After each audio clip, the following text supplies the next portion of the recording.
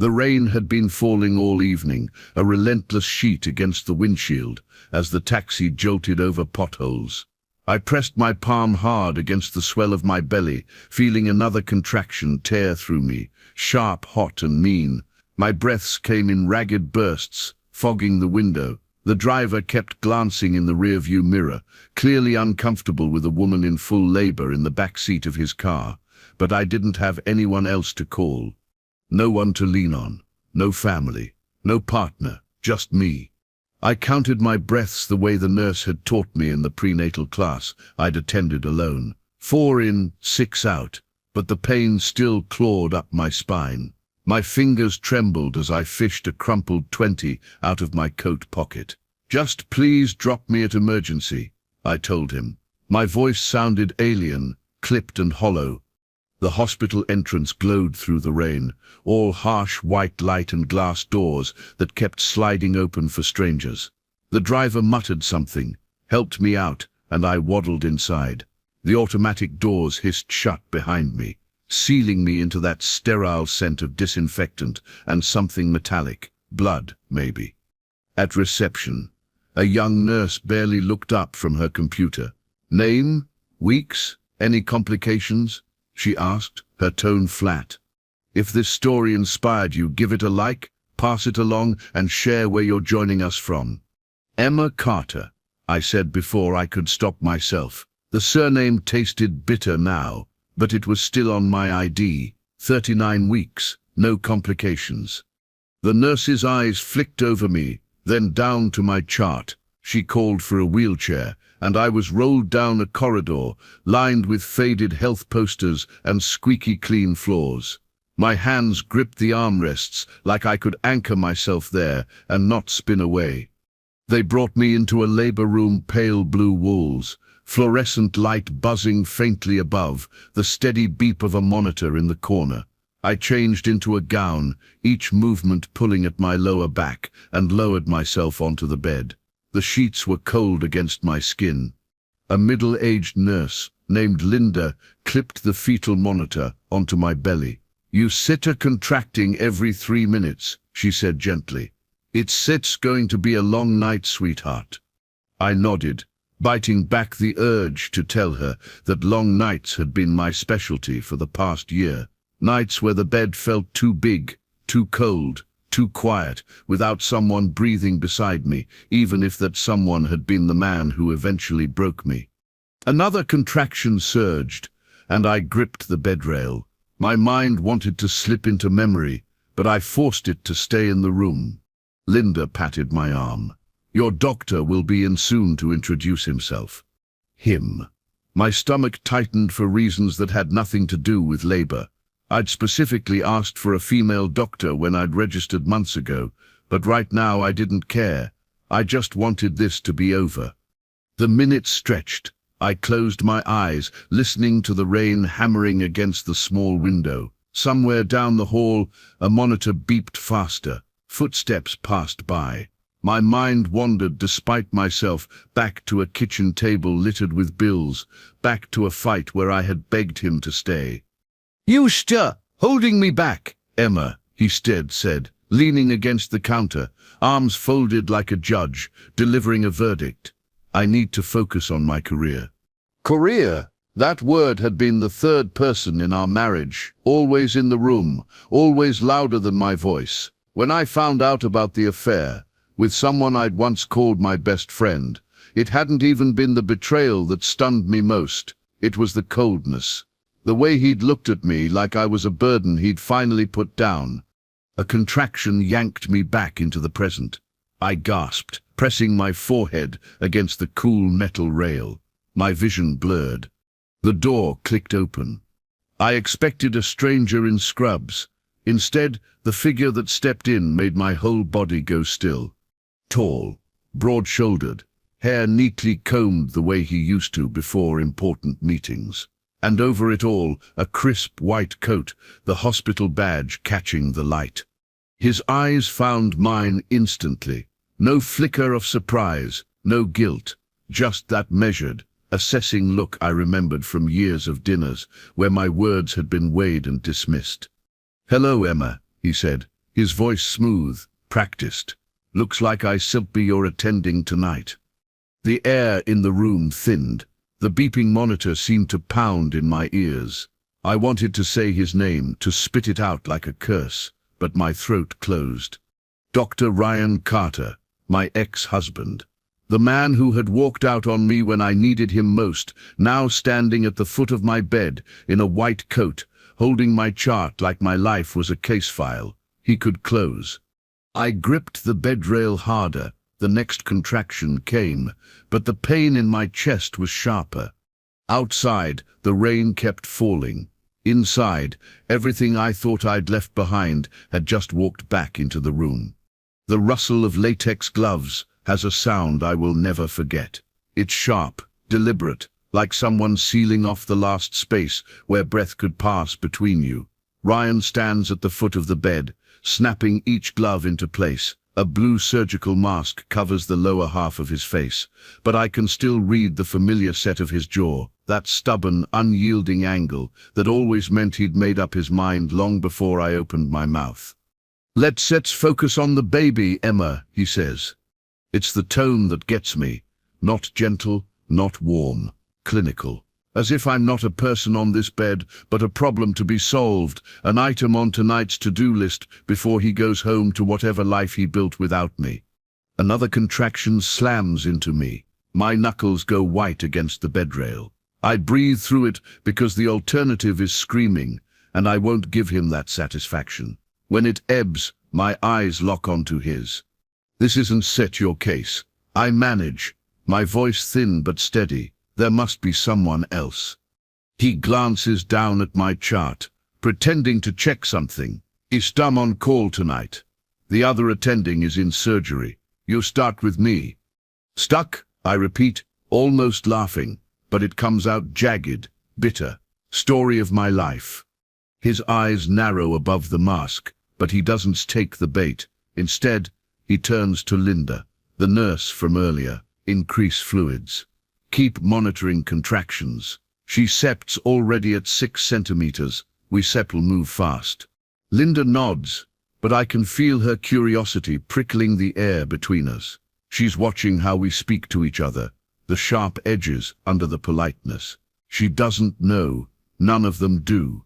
But I know. The memory is a floodgate.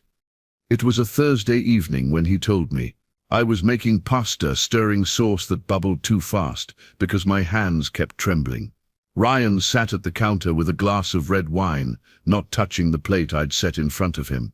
He didn't look angry. That was the worst part. He looked free. You're holding me back, he said calmly, like we were discussing the weather. I had laughed, because what else do you do when the man you built your life around starts talking like a stranger? But then he pushed his glass away and looked at me like I was a weight tied to his ankle. I can still be the surgeon I want to be with all this noise. Noise, that's what he called me. The late night talks, the bills we paid together, the love I thought we were building. Noise. When he left that night, he didn't even take the plate of pasta. Emma. His voice drags me back to the present. I blink up at him. The mask hides his mouth, but not his eyes. They're cool, professional. Your blood pressure's it's holding, he says, like it said some personal achievement. You say it's doing fine. Don't talk to me like I'm one of your patients. I snap before I can stop myself. You are one of my patients. He tilts his head, just slightly. Right now, that's all you are. The words sting because they're true. Right now, I am trapped in this bed, vulnerable in ways I swore I'd never be in front of him again. I feel heat in my cheeks, and it's not from the contraction building in my abdomen. Linda adjusts the monitor, glancing between us again. Doctor, should we prep the NICU just in case? Ryan Stitt's answer is quick, controlled. No need, the baby sips healthy. Let Stitz keep things calm. Calm! If only she knew how much history was boiling under that word. The next contraction hits like a wave, and my whole body arches. I grip the rails, eyes squeezing shut. I hear his voice over the roaring in my ears. Low, almost too close. Breathe, Emma. In through your nose, out through your mouth. You know this. I hate that he's right. I hate that my body still responds to his instructions. I hate even more that for a split second I remember what it felt like to trust him. When it passes, I open my eyes and find him watching me. Not clinically this time, studying me, the way he used to when I was reading in bed and didn't notice him leaning in the doorway. "What?" I demand. He shakes his head and looks away. Nothing. Focus on the baby. I want to ask him why he's really here, if it's coincidence or fate's cruel joke. But I know Ryan, he'd never admit to either. Everything to him is about control. The room feels smaller with every minute. The hum of machines, the steady beep of the monitor, the occasional cough from Linda, all of it feels like background noise to the silent war happening in the space between us. Once I had been his wife, his partner. Now I was a chart number and a swollen belly on his shift. The mask made him look even more like a stranger, but it also meant I couldn't stop imagining what expression was hiding underneath. Was he smug, pitying, or was there, buried deep, a flicker of regret? Another contraction rolls in, and I grip the rail again. This time, I don't close my eyes. I stare straight at him as it hits, as if daring him to look away. He doesn't start.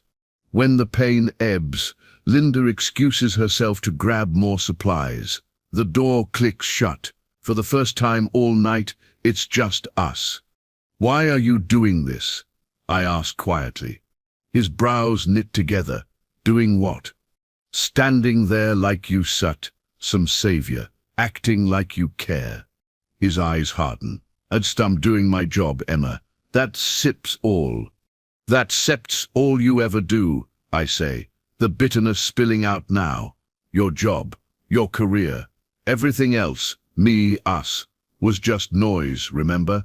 The mask hides his mouth, but I see his jaw tighten. "You set her in labor. This isn't set in the time." It's the only time I shoot back. Because once this is over, I'll walk out of here, and I'll never see you again. And maybe that's the best thing that could happen.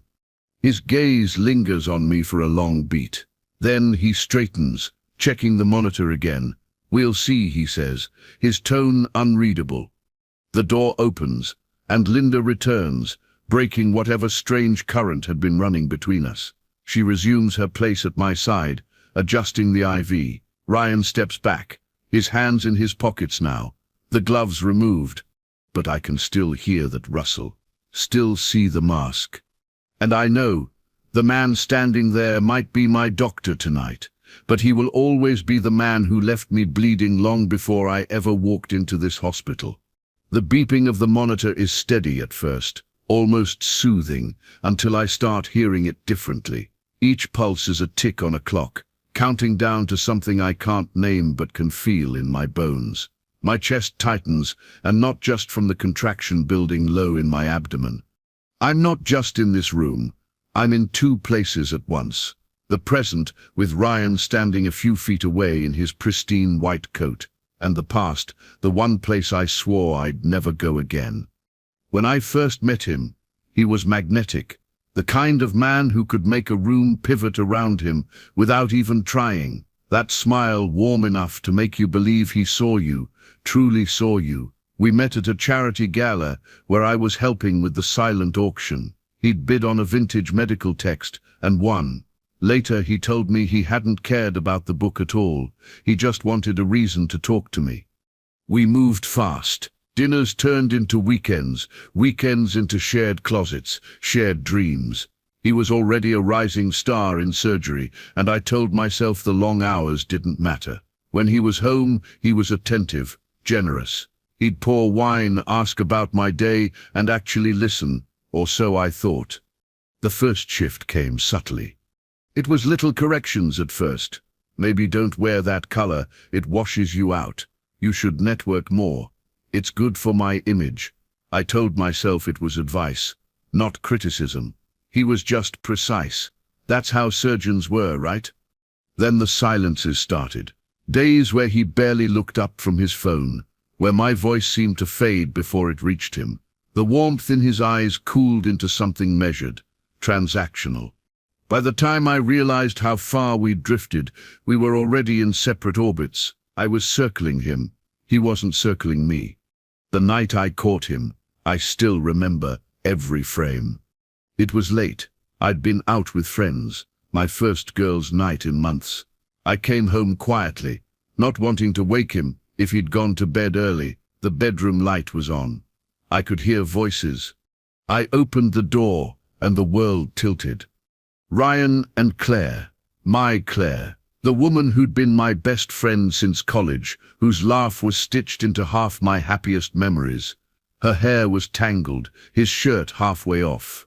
They froze when they saw me, and for a heartbeat all I could hear was my own pulse in my ears. Claire Vester's mouth opened first. Emma, Don't sit, I said, my voice almost eerily calm. Just don't sit. Ryan didn't just apologize, didn't just even look ashamed. You sis been distracted. I needed someone who understood the pressure I sits under. The words cut deeper than the betrayal itself, because in that moment I understood something terrifying. This man didn't just stop loving me, he had rewritten me in his mind into someone disposable. A contraction snaps me back into the present. My breath comes fast, ragged. Ryan glances at the monitor, then at me. Your oxygen sept's fine, he says. You septra breathing too fast. Slow it down. I try, but my hands are trembling. The smell of antiseptic mixes with the ghost of Claire's perfume, with the metallic taste of that night. I grip the bedrail harder. He steps closer. Emma, listen to me. If you lose focus now, I'd sin fine, I bite out. You're not fine, he says, his voice low, measured. You're scared, I can see it. I laugh, but it sits humorless. You don't get to talk about what you can sit. You never saw me, not when it mattered. His eyes harden. For a moment, he looks like the man from that night, not the charming doctor, but the cold one who could turn love into leverage. The beeping of the monitor speeds up, matching my pulse. I can't shake the fear that he could use this, my pain, my exhaustion, to twist something against me. He's done it before, in smaller ways, turning my words in arguments, until I questioned my own memory, making me believe his version of events was the truth. What if this time it's worse? What if he's already documenting something, framing me as unstable, unfit? He has the authority, the credentials. I have nothing but my word. Linda appears at my side again, checking the IV. She glances between us, sensing the undercurrent, but not naming it. You sat progressing, she says gently. 8 centimeters. Almost there. Almost there. I wonder if she means the baby or the breaking point. Ryan adjusts his gloves, his eyes fixed on the monitor. Let's keep things steady. You said'll thank me for this later. The phrasing makes my skin crawl. I wants to thank you, I say quietly. Not for this, not for anything. His gaze flicks to mine, something sharp in it now. Then do it for the baby. For the baby. The words land like a warning, like he's reminding me of the one card he knows I can't throw away. My love for the life I'm about to bring into this world. The contraction passes, and I sink back against the pillows, my body trembling, but in my mind, something steadies. I see him for what he is, in full, not just the man who cheated, not just the husband who left, but the kind of person who believes control is the same as care. The scars he left aren't on my skin, they're under it, invisible, stitched into the way I brace for every word, every look. The monitor keeps beeping, the rain keeps falling outside, and somewhere under the pain, a promise forms in my chest. He might have been the one in the white coat tonight, but I won't let him be the one who writes the ending. The pain comes like a storm front, sudden, full, impossible to reason with. One moment I'm gripping the rail, breathing the way the nurse taught me, and the next my entire body is caught in the grip of something ancient and unyielding. Linda Sepp's voice is calm but firm. All right, Emma. You Sept fully dilated. Time to push. Time to push. As if that phrase could ever hold the weight of what's about to happen. Ryan steps into position at the foot of the bed, mask in place, eyes sharp and unblinking. His hands move with practiced precision, adjusting the stirrups, checking the angle of my hips. If I didn't know him, I might mistake it for care. But I do know him, and I can hear the difference in his tone when he speaks. All professionalism on the surface, but laced with the faintest trace of something that feels like ownership. Focus, Emma, he says. We need you to work with us here. This isn't set the time to get distracted. Distracted. The word feels like a blade. It's the same one he used to throw at me when I'd bring up anything that wasn't about his career, my own ambitions, my fears, my needs. Always distracted. As if my mind was a flaw he had to fix. So not distracted, I grit out between breaths. I sit him in pain. Pain is part of the process, he replies smoothly. You still get through it if you listen. Linda leans in, whispering near my ear. Block him out. Just focus on me. Her hand squeezes mine, and for a moment I'm grateful for the barrier she creates between us. The next contraction crashes over me, and I bear down, pushing with everything in me. The air feels thick, the room narrowing to a tunnel, where the only sounds are my own ragged breathing, the beeping monitor, and Ryan's steady commands. That sits it, he says. Again, harder. It's not encouragement, it's instruction. Like I'm a trainee, he's evaluating. I gasp, pushing. You can do better, he says, voice low enough that Linda can sit quite hear, but I can feel it pierce straight through me. Yusep always stopped short. Don't sit, stop now. The words aren't about labor, they're about us, about the woman he decided wasn't worth keeping. And I realize he's using this moment, when I'm at my most exposed, to remind me of where he thinks I fall short. The contraction eases, leaving me shivering. Sweat slides down my temple, and my hair clings to my face. Linda wipes it back gently, murmuring encouragement. Across from her, Ryan adjusts his gloves, never looking away from me. Another one coming, he says. Get ready. I hate that I can read his eyes even above the mask. The slight narrowing, the flicker of something that might be satisfaction, not at the life about to be born, but at the control he has over this room, over me. When the pain returns, I push again, harder this time, fueled as much by anger as by instinct. My breath rips out of me, my nails digging into the rail. That sips better, Ryan says. See, when you apply yourself. Don Thiet, I snap, my voice shaking but sharp. Don Thiet, talk to me like I sipped in one of your reviews. His eyes widen just slightly, then shutter again. Just keep going, Emma. Minutes blur into each other. The rain outside is still steady, a faint hiss against the window. Linda counts me through each push, her voice steady, grounding me. But Ryan is always there, a shadow at the edge of my vision, the man whose hands I can't avoid, even as every nerve in me resists them. Then, during a brief lull, he steps closer, leaning over the drape just enough so only I can hear him. You said not the first woman to do this without a husband, he murmurs, his tone almost casual, but you might be the first who made it easier for him to walk away. The words hit harder than any contraction. For a moment the air feels thin, like I can't get enough of it.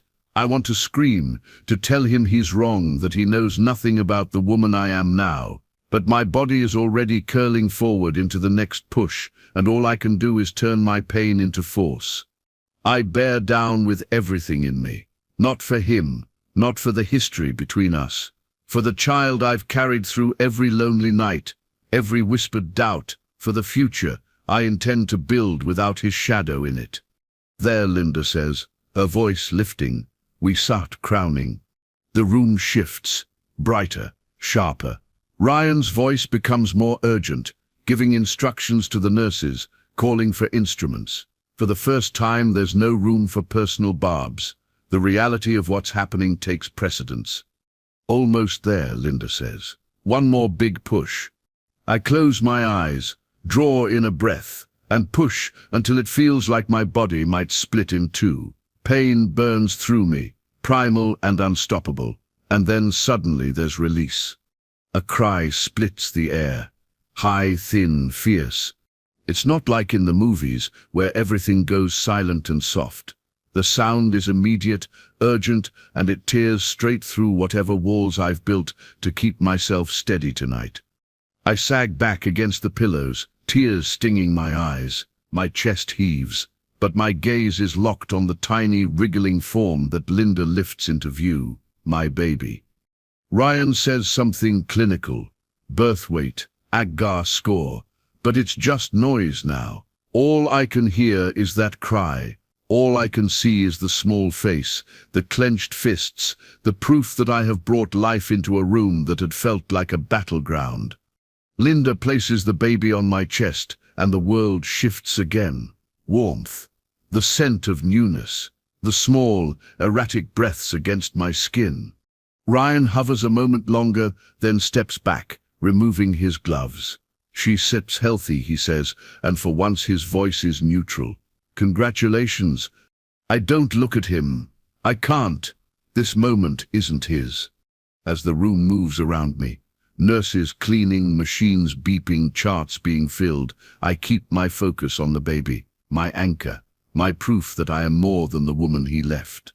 Ryan eventually leaves without another word. I don't watch him go, because the first cry of my child has already replaced the last word he will ever have over me.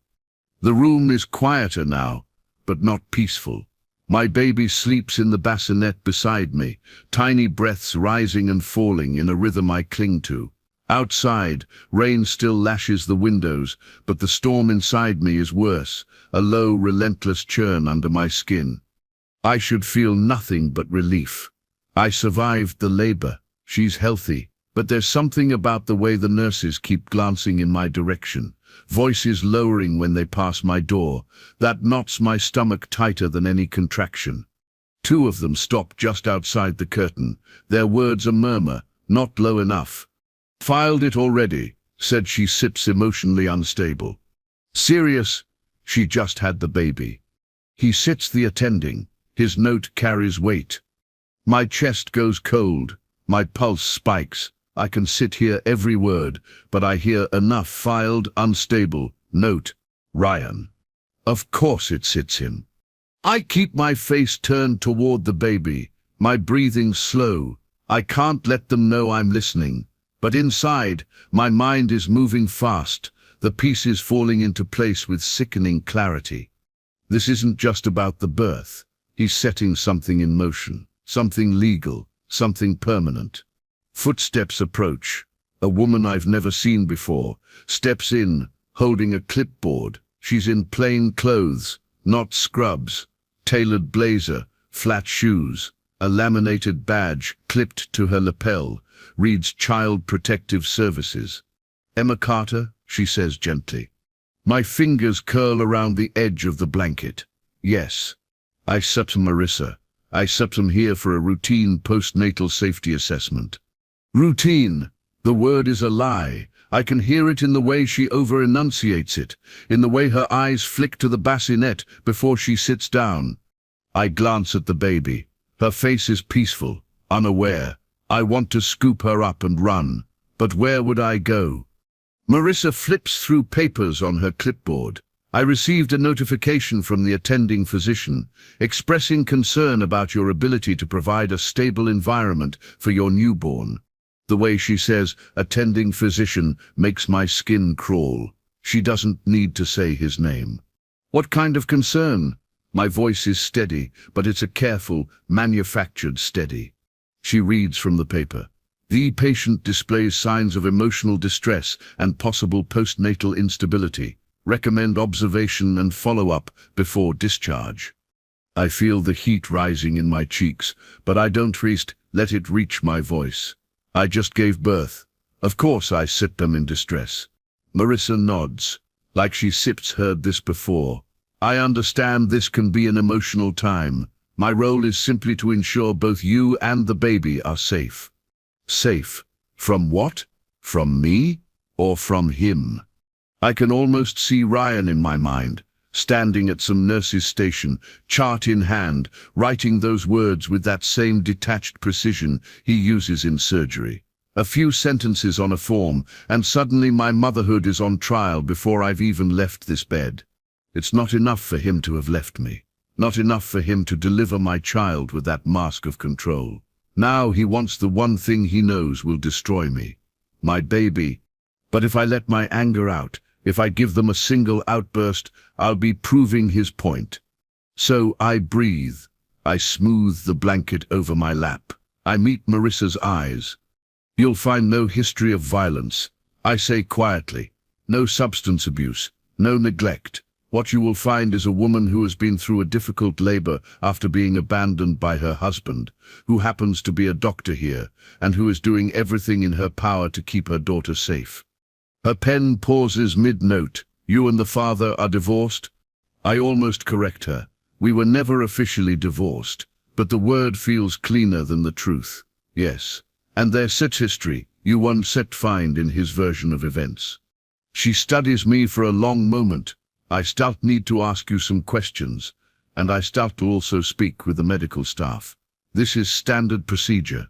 Standard, I know how that works. A process where his title outweighs my testimony. While she asks about my living situation, employment, support network, I answer clearly, evenly. I don't mention the cheating, the manipulation, the way he dismantled my confidence piece by piece. Those scars don't show on paper. But as I speak, I can feel my rage coiling tighter inside me, a heat I'm keeping under the surface. When she finally leaves, promising a follow-up later today, I wait until the door clicks shut before letting my head fall back against the pillow. My eyes burn, but I won't cry. Crying is ammunition in his hands. Linda slips in a few minutes later with fresh linens. She hesitates, as if deciding whether to speak. I don't know what's going on, she says softly. But I worked here long enough to know when something isn't about medicine. I meet her gaze. It's about control. She doesn't press for details, but the slight tightening of her mouth tells me she understands more than she can say. I look at the bassinet. My daughter stirs, a tiny fist stretching up toward the air. That's when the resolve hardens in me. Ryan may think he's starting a paper trail, but I can start one too. I will gather witnesses, records, anything I need to show the truth. Because this isn't just about proving I'm fit to be a mother. It's about showing him that whatever power he thinks he still has over me, it ends here. I reach for my daughter, holding her against my chest, her heartbeat fluttering against mine. You said not going anywhere, I whisper to her, not without me. The summons arrives before my stitches have even healed. A crisp white envelope slid under my apartment door like it's just another piece of mail. My name in bold at the top. My daughter's name, too. Petition for emergency custody. I sit at the kitchen table, the paper trembling in my hands. He's already done it. Not even a week since the birth, and Ryan has gone to court, claiming I'm a danger to the child's welfare due to emotional instability. His words, typed in neat legal font, like a scalpel cut straight through my life. My lawyer, a public defender named Harris, flips through the pages when I bring them to him. He lets out a slow whistle. He filed this less than 48 hours after discharge. That sips fast. Aggressive. That sips Ryan, I say flatly. The courthouse smells like old carpet and paper, a mix that makes my stomach twist. I'm wearing the only suit I still own from my office job, one I left behind when my pregnancy made 12-hour days impossible. It's tighter now, pinching at the waist, but I refuse to walk in there looking defeated. Ryan's already at the plaintiff's table when I enter, white coat. Of course he's wearing it, like some walking emblem of trust and authority. He turns slightly as I pass, his expression unreadable behind that polished courtroom mask. Harris leans toward me. Remember, let me speak for you unless the judge addresses you directly. Don fate react to him, as if I could erase the years of reacting to him. The judge, a grey-haired woman with sharp eyes, calls the case. Ryan's attorney launches right in. Your Honor, my client, Dr. Ryan Carter, is here today out of concern for his newborn daughter. Based on his professional observations during delivery and postnatal recovery, he believes Miss Carter is exhibiting signs of emotional instability and impaired judgment, which may endanger the child's well-being. Professional observations. He's dressing his personal vendetta in medical language, knowing it'll sound objective. Harris stands. Your Honor, my client has no history of mental illness, substance abuse, or neglect. The only evidence presented so far are subjective claims made by her ex-husband, who notably is also the attending physician in question. Ryan Sip's lawyer smiles thinly. Dr. Carter is a respected surgeon with impeccable credentials. Sip's not making these claims lightly. The judge glances at Ryan. Doctor, you may testify. He steps to the stand with the confidence of someone who's been in the spotlight before. His voice is calm, measured. During the labor, I observed erratic emotional responses, inconsistent with the medical situation. Following the birth, Miss Carter appeared withdrawn, agitated, and at times unresponsive. I documented these observations as part of my duty as attending physician. I want to shout that, of course, I was agitated. I had just given birth, while being stared down by the man who'd abandoned me. But my lawyer's hand on my arm keeps me still. Then come the questions for me. Miss Carter, Ryan Sip's lawyer begins. Is it true you are currently unemployed? Yes, I left my position during pregnancy due to complications. And your primary source of income? Savings and temporary assistance. His brows lift in mock concern. So you have limited means to provide for the child's seed's needs. I have what she needs, I say, my voice tightening. He doesn't stop. Have you ever been prescribed medication for anxiety or depression? I feel the heat rise in my face. Postpartum depression runs in my family. I was monitored during pregnancy. Sip's never been diagnosed or medicated. Not yet, he says, like it sits inevitable. The judge calls for order when I start to protest. I swallow the rest of my words.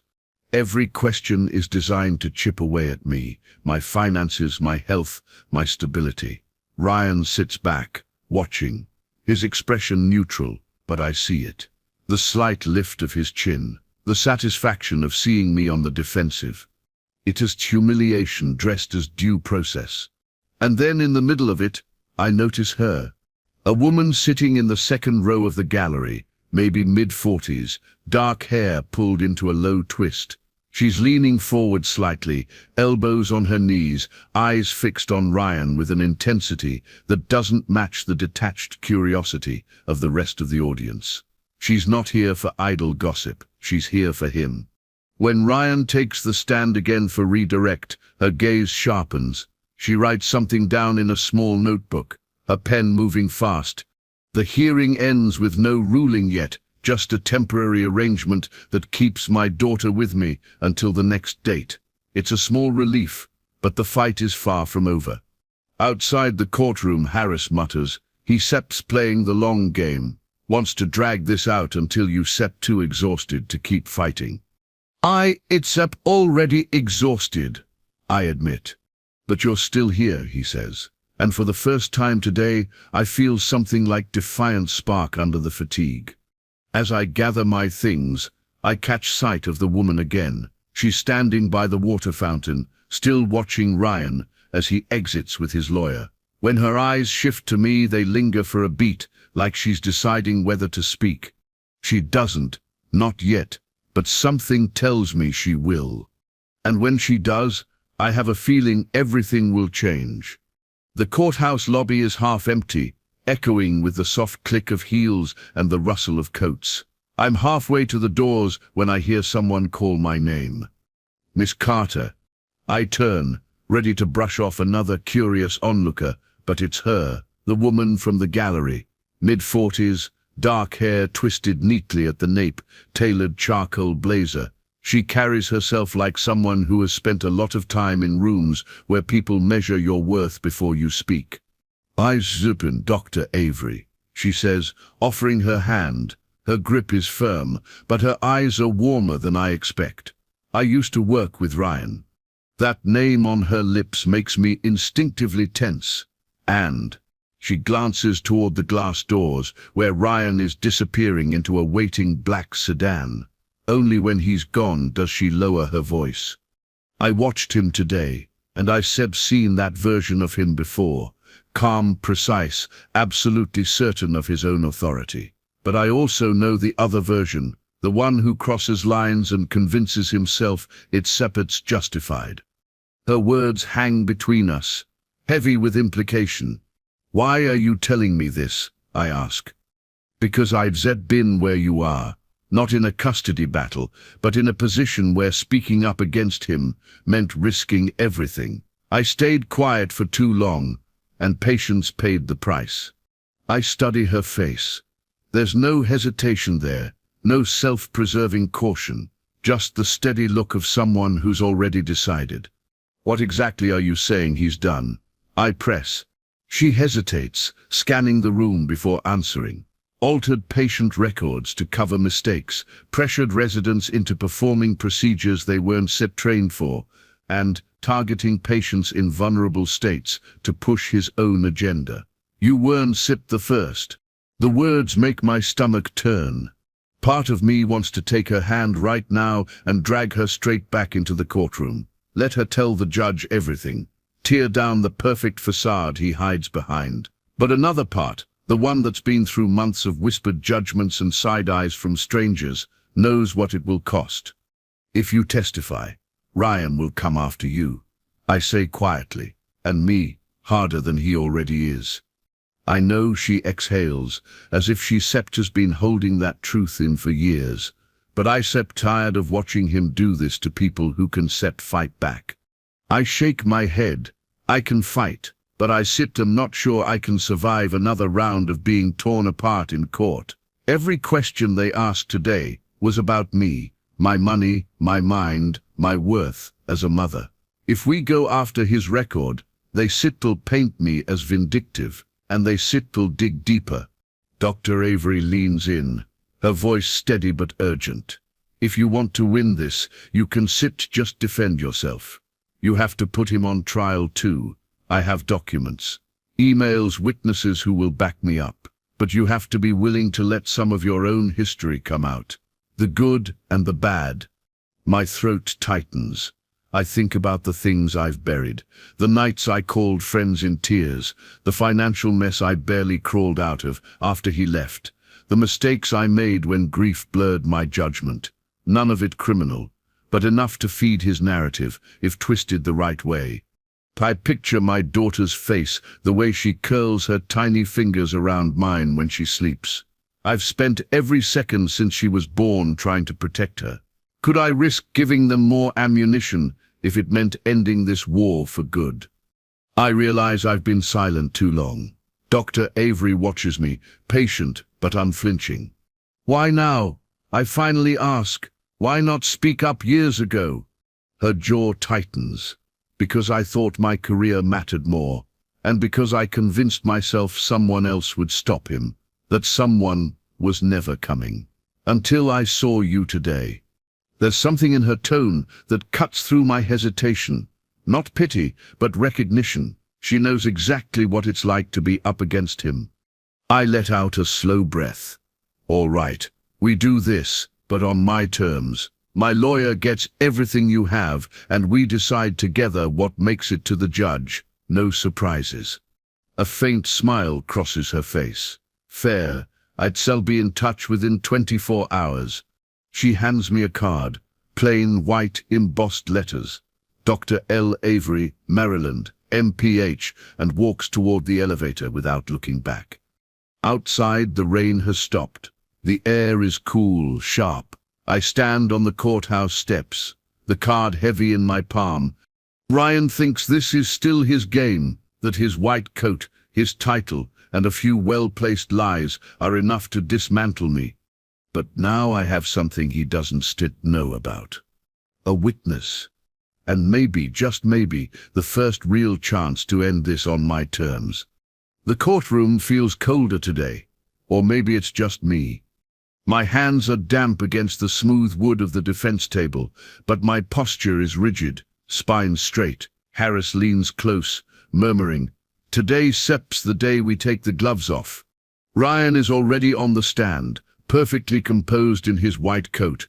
Yes, again, as if this were a medical conference instead of a custody hearing. His voice is calm, even warm, as he recounts my instability during labor. He makes it sound like a clinical diagnosis, complete with medical jargon that hangs heavy in the air. The judge listens, taking notes. Ryan's attorney keeps throwing him open-ended questions that let him paint himself as a concerned father rather than an adversary. It's working for now. Then Harris stands. "Your Honor, we like to call Dr. Lauren Avery to the stand." Ryan's head tilts just slightly, the first crack in his calm. Dr. Avery walks forward, not in her white coat, but in a simple navy dress. It's deliberate, not a peer here to spar, but a citizen here to speak truth. She takes the oath, sits, and meets Harris's gaze. "Dr. Avery," Harris begins, "you worked under Dr. Carter for several years, correct?"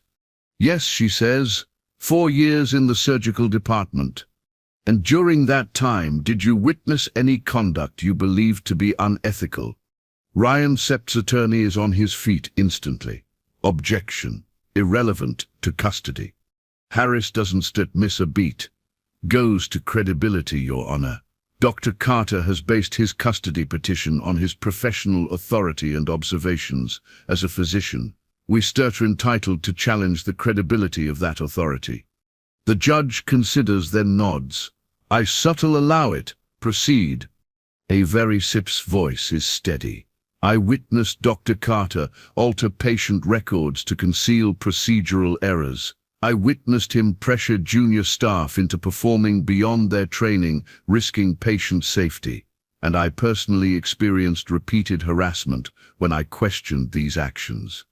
The room goes still. Ryan's attorney leans back, expression taut. Harris steps closer. "Can you provide specifics?" She does. Dates, patient case numbers, names of other witnesses. Each detail is precise, cutting through the courtroom like a scalpel. Ryan shifts in his seat. The mask is still there, but it's straining.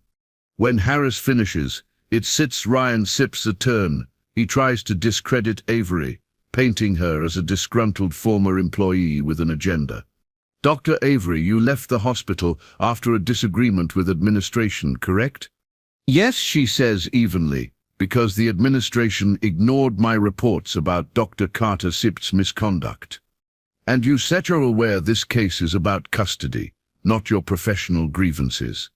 "I am aware," she says, "and I am also aware that Dr. Carter is using his professional status to attack the fitness of a mother.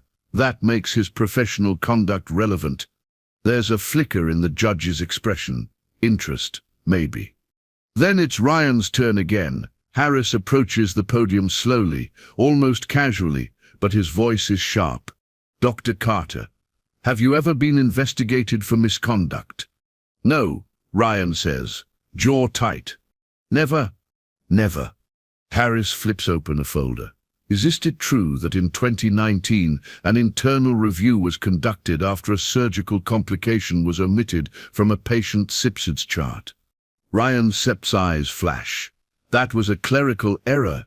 An error you signed off on?" His tone hardens. "I signed thousands of charts. Mistakes happen." Harris doesn't look away. "Mistakes happen. Like accusing the mother of your child of being the emotionally unstable Sipp within hours of giving birth." Ryan Sepp's attorney objects, but the damage is done. Harris steps closer. "You testified earlier that your observations of Miss Carter were strictly professional, yet you are her ex-husband. Are you asking this court to believe that you had no personal bias during those observations?" Ryan Sipt's voice lifts, sharper now. My only concern was the safety of my daughter. Safety, Harris says slowly. Is that why you whispered to Miss Carter during labor that she made it easier for you to walk away? The silence that follows is electric. Ryan Sipt's face reddens. That Sipt's not... Did you say it? Harris presses. Ryan leans forward. She sips twisting. Did you say it? Ryan Sipt's jaw works. Yes, he snaps. But... The judge raises a hand. Enough. It's subtle, but I see it. The shift. The judge's gaze is different now. Not hostile, but no longer leaning in Ryan's direction. Harris thanks Ryan and returns to our table. The judge clears her throat. Given the testimony today, I am ordering a formal review of Dr. Carter's professional conduct and its relevance to his fitness as a custodial parent. Until that review is complete, the existing custody arrangement will remain in place. It's not a full victory, but it's the first time the ground has tilted my way. When the gavel falls, Ryan stands quickly, gathering his papers without looking at me. His movements are sharp now, not smooth. Avari catches my eye from across the aisle and gives the faintest nod before turning to leave. I feel the adrenaline still surging in my chest, but beneath it is something steadier, a thread of hope. For the first time since this began, I'm not just surviving his game. I'm starting to win it. The courtroom feels heavier today, like the walls themselves know what's coming. I've barely slept. My chest is tight, my palms damp, my eyes gritty from hours of rocking my daughter back to sleep while imagining every possible outcome. She's at home now with a neighbor I trust. I told her I'd be back soon. I didn't say, I hope it's with a future we can both breathe in. Ryan sits across the aisle, immaculate in a tailored suit this time. The white coat has finally been retired. His jaw is tight, a muscle twitching every few seconds. His lawyer shuffles papers, but Ryan doesn't glance at him. He's watching the judge's bench, as if staring hard enough might tip the scales back in his favor. The judge enters. Everyone rises. My legs feel like they're filled with sand. We sit again, and the judge begins. This court has reviewed all evidence presented, including testimony from both parties, Dr. Avery's statements, and records submitted for review. The matter before us concerns the custody of the minor child, as well as the professional credibility of one of the parties. The words hang there, and my heart thumps so loud I'm sure Harris can hear it. The judge looks first at Ryan. Dr. Carter, while your professional qualifications are not in dispute, the court finds credible evidence suggesting a pattern of behavior that raises concerns about your judgment in both personal and professional contexts. The pending review of your medical license will be handled separately by the state board. A murmur ripples through the gallery. Ryan's jaw tightens further, but he doesn't speak. Then the judge turns to me. Miss Carter, you have demonstrated consistent care for your child since her birth, despite significant personal challenges. The court finds no evidence that you pose a danger to your daughter Sipt's welfare. Effective immediately. Full legal and physical custody is granted to you. It takes a second for the words to register. Full custody. I don't cry, not yet. I nod, my throat too tight to speak, my hands gripping the edge of the table until my knuckles ache. Harris leans toward me, whispering, "We did it." His voice is warm, but I can tell he's watching Ryan for the inevitable reaction. Ryan doesn't explode. He doesn't speak. He just sits there motionless as the judge moves on to the next case. But when we're dismissed, his eyes find mine. It's not the gaze of a man defeated. It's colder, a glare that says this isn't over, even if the court says it is. Outside, the courthouse steps are a chaos of movement. Reporters, curious onlookers, camera flashes. Harris offers to run interference, but I shake my head. I've hidden enough. I spot my neighbor holding my daughter at the bottom of the steps, her tiny pink hat bobbing in the winter wind. The moment I see her, the tightness in my chest breaks. I take her in my arms. her warmth sinking into me like sunlight through frost. One of the reporters shouts a question about Ryan's license review, another about Dr. Avery's testimony. I don't answer, because this isn't set about them. Not anymore. Ryan emerges from the courthouse behind me. The cameras swing toward him, a barrage of questions flying. He doesn't respond, but I can feel the weight of his stare burning between my shoulder blades. I glance back once, not to engage, but to make sure I'm seeing what I think I am. For the first time since the night he walked out of our marriage, Ryan looks smaller, not physically, but in presence. The authority he's worn like armor for years is cracked, slipping. He's still dangerous, still proud, but the white coat and the courtroom advantage are gone. I turn back to the street. The wind is sharp, but the air tastes clean. My daughter shifts against my chest, letting out a small sigh, and I press my cheek to the top of her hat. The cameras are still flashing. Harris is saying something about next steps, but I'm already walking. Away from the courthouse, away from Ryan, away from the months of being measured, judged, and nearly stripped of the one thing that matters most. I don't look back again. Because the verdict isn't just a piece of paper, it's a door closing behind me, and I intend to keep it shut. It's early morning, the kind of stillness you only get before the world wakes. The kitchen smells faintly of chamomile and the soft sweetness of baby powder drifting from the bassinet in the corner. My daughter sleeps there, her tiny fist resting against her cheek, the rise and fall of her chest almost hypnotic. I'm not used to quiet feeling safe. For months, silence meant the pause before another court date, another summons, another letter slid under my door, carrying his words in someone else's font. But now, silence feels earned. The mug in my hands is warm, grounding me. I scroll idly through my phone, not expecting anything more than the usual feed of baby articles and half-read news. Then the headline catches me. Dr. Ryan Carter, medical license revoked following misconduct investigation. My stomach tightens, but not with fear, not anymore. The article is matter-of-fact, sterile, almost, listing charges like bullet points, falsifying patient records, coercing residents into unsafe procedures, violating professional ethics. Dr. Avery's name appears once, tucked into a sentence about key witness testimony. There's no mention of me, but I can read between the lines. This is the fallout from everything we started in that courtroom. I set the phone down slowly, my fingers still curled from the grip. For a long time, I thought the white coat made him untouchable, that it was armor no one could pierce, not even me. But reading this now, I realize it wasn't armor, it was costume.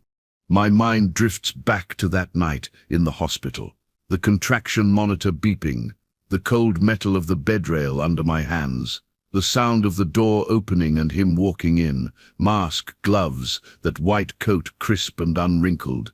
I remember the way my breath caught, not just from the pain, but from the shock of seeing him standing there, in the place I was most exposed. He'd spoken like a doctor, measured, detached, but under every word was Ryan, the man who once told me I was holding him back, who left me to piece myself together in the quiet of an empty apartment. That night, the coat was both shield and weapon, and I'd felt smaller for it. Now, months later, I see it differently. The coat didn't make him more powerful, it just made it easier for everyone else to believe he was. Without it, he's just a man who relied on authority to hide his cruelty. And now, even that authority is gone. I take a sip of tea, letting the warmth settle in my chest. My daughter shifts in her sleep, a tiny murmur escaping her lips, and I smile despite myself. She'll never remember that night, or the months after, but I will. And maybe that's the point. I carry the story so she doesn't have to. My phone buzzes again. A text from Harris. Saw the news. Congratulations. This chapter's over. I type back. It's not congratulations. It's closure. Then I put the phone face down. Outside, the first light is breaking over the rooftops, spilling across the countertop.